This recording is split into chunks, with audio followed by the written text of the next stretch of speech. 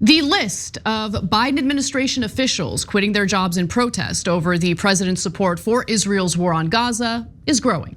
State Department official Annelle Sheline, who worked as a foreign affairs officer in the Bureau of Democracy, Human Rights and Labor, which I didn't even know existed, has stepped down due to Biden's arms transfers to and the support of Israel.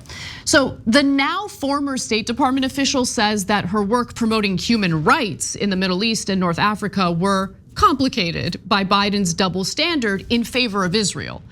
She says, quote, "I wasn't able to really do my job anymore. Trying to advocate for human rights just became impossible." I mean, how can anyone blame her, especially when the whole world is watching the death and destruction in Gaza?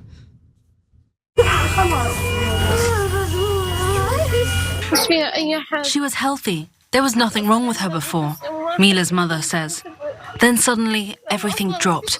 She wasn't eating anything. We had no milk, no eggs, nothing. She used to eat eggs every day before the war, but now we have nothing.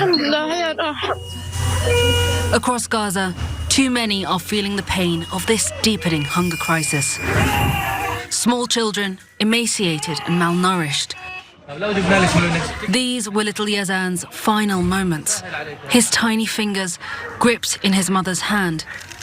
He, like Mila, would not make it.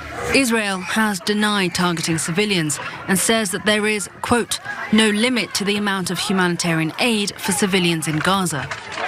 But the reality on the ground paints a very different picture. According to a senior UN official, at least a quarter of Gaza's population is now said to be just one step away from famine. By the way, since that report was published back in February, even more Gazans have crept closer to famine. And you can understand where Sheline is coming from. Because remember, her job is meant to promote humanitarian rights in other countries. How can you do that when the United States is greenlighting what's currently transpiring in Gaza?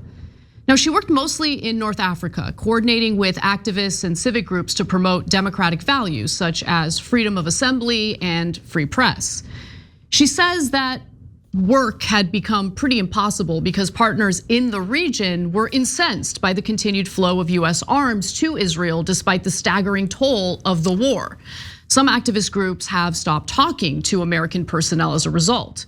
She says, quote, "if they are willing to engage, they mostly want to talk about Gaza rather than the fact that they are also dealing with extreme repression or threats of imprisonment," she said, of civil society groups in the region. The first point they bring up is, how is this happening? Yeah, I wondered the same thing. At an internal State Department session on the war, she actually raised concerns about how Biden's blank check support for Israel was undermining the administration's other priorities, including competition with China, human rights, and climate change. My question was, why is this support for Israel seen as more important than all of the other arguably very significant priorities? I still don't feel like I have a great answer as to why. Now, several months ago, as we shared with you, senior State Department official Josh Paul also resigned from his post in protest over the Pentagon's arms transfers to Israel. Paul commended Sheline for having the courage to resign. And by the way, it does take a lot of courage. We're talking about a 38-year-old woman. She's a mother. She's got a lot of people relying on her financially. And because of her morals, because of her disagreement with what the Biden administration has been greenlighting, she has basically risked her livelihood in order to do what she feels is right. Now, when the staff of the Bureau feel that there is no more they can do, said Josh Paul, it speaks volumes about the Biden administration's disregard for the laws, policies, and basic humanity of American foreign policy that the Bureau exists to advance, Paul said. And while only a handful of federal workers have quit their jobs in protest over the war in Gaza, many more have expressed their dissent in other ways. For instance, last November, hundreds of employees at the US Agency for International Development supported a letter calling for the Biden administration to use its leverage to initiate a ceasefire. And it does have a lot of leverage. In another example, the Washington Post reports that officials across the federal workforce are participating in public demonstrations or engaging in fundraising efforts on behalf of Gazans.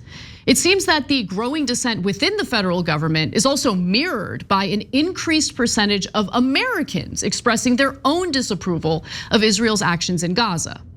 So take a look at this chart. According to a new Gallup poll, a majority of Americans, 55%, now disapprove of the military action Israel has taken in Gaza. Back in November, only 45% of Americans felt this way. Now, only 36% of respondents say they support what Israel is doing on the ground in Gaza. The biggest drop in support toward Israel's war is seen among independent voters, the kingmakers. I mean, these are the people who really decide our elections, so I'm sure Biden's paying attention to this.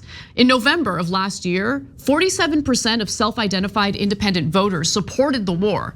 That number has dropped down to 29%. And while 36% of Democrats were actually in favor of Israel's actions several months ago, only 18% feel the same way today. Even Republicans are experiencing a drop in their support, dipping 7 points from 71% to 64%. Recently, the US decided against vetoing a UN Security Council resolution calling for a ceasefire during Ramadan. And honestly, I think it's likely that political motivations were at play, especially when one considers that the US has vetoed ceasefire resolutions several times during this ongoing war. What likely changed is that the Biden administration finally seems to understand that there are massive political prices to pay if they fail to listen to their base and if they fail to change course. It has taken a great deal of effort by demonstrators to get through to Biden. And by the way, great deal of effort by voters who decided to cast their uncommitted ballot rather than cast their vote for Biden. And here's the latest example, which took place in Raleigh, North Carolina. A patient with a heart disease, diabetes, or a child with asthma couldn't get coverage. Why? Because the insurance company considered those a pre-existing condition, allowed them to deny coverage.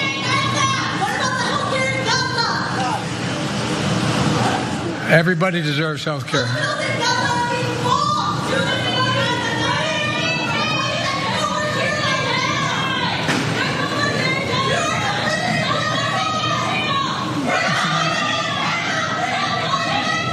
Be patient with them. They have a point. We need to get a lot more care into Gaza.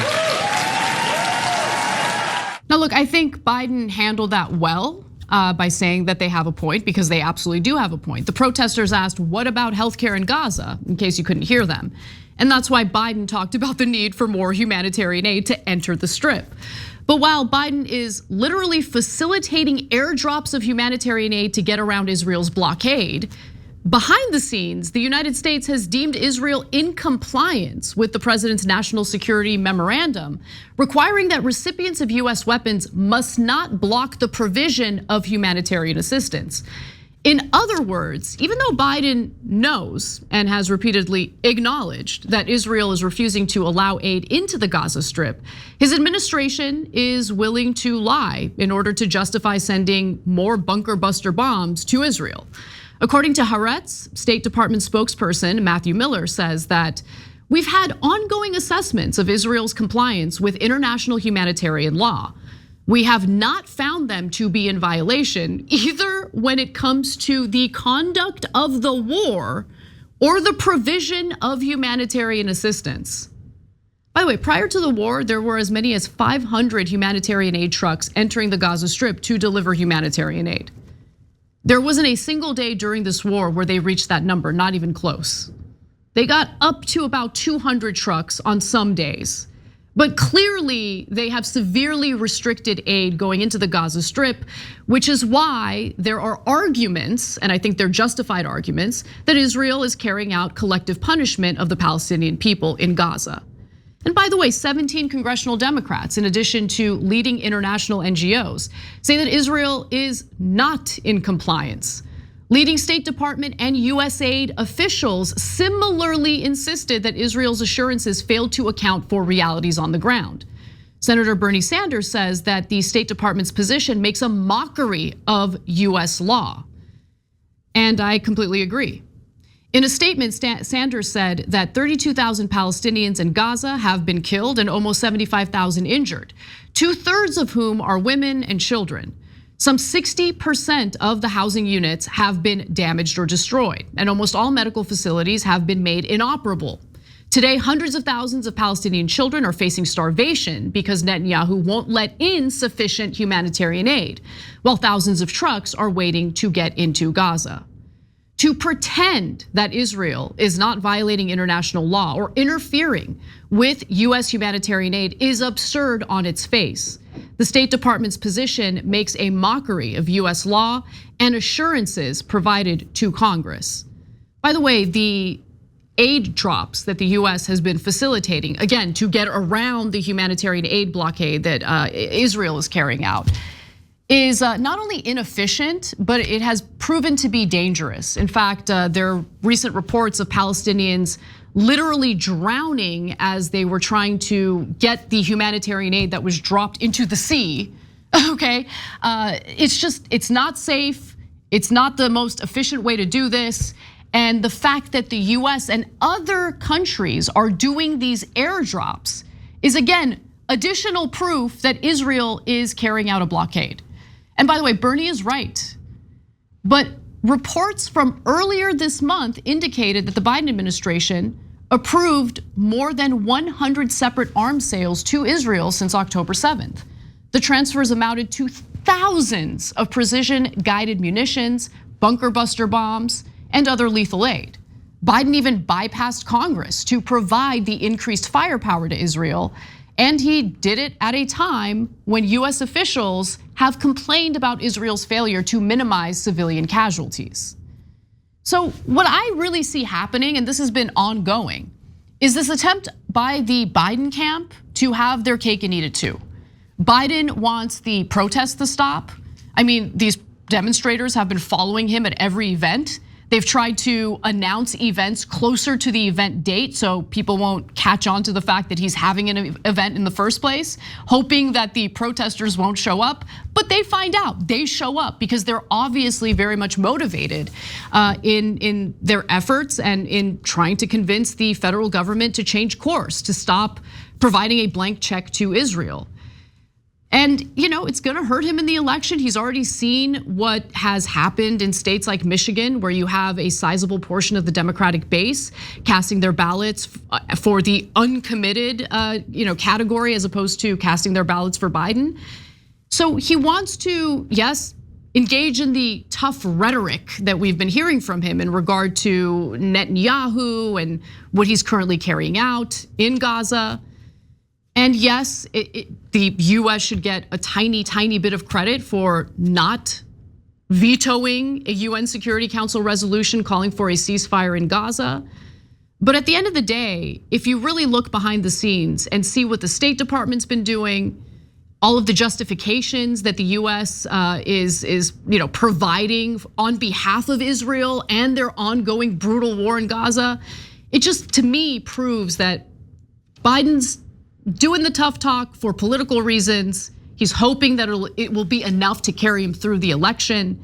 But make no mistake about it, his actions still speak much louder than words. And as long as he's continuing to transfer weapons to Israel, even bypassing Congress to do so, I just fail to feel the need to give him any credit. Using your leverage means telling Israel that you will no longer send them weapons unless they change course, until they rein in their military operations. And there really hasn't been any indication that Biden has the willpower to do something like that. Thanks for watching The Young Turks, really appreciate it. Another way to show support is through YouTube memberships. You'll get to interact with us more. There's live chat emojis, badges. You've got emojis of me, Anna, John, JR. So those are super fun. But you also get playback of our exclusive member-only shows and specials right after they air. So all of that, all you gotta do is click that join button right underneath the video. Thank you.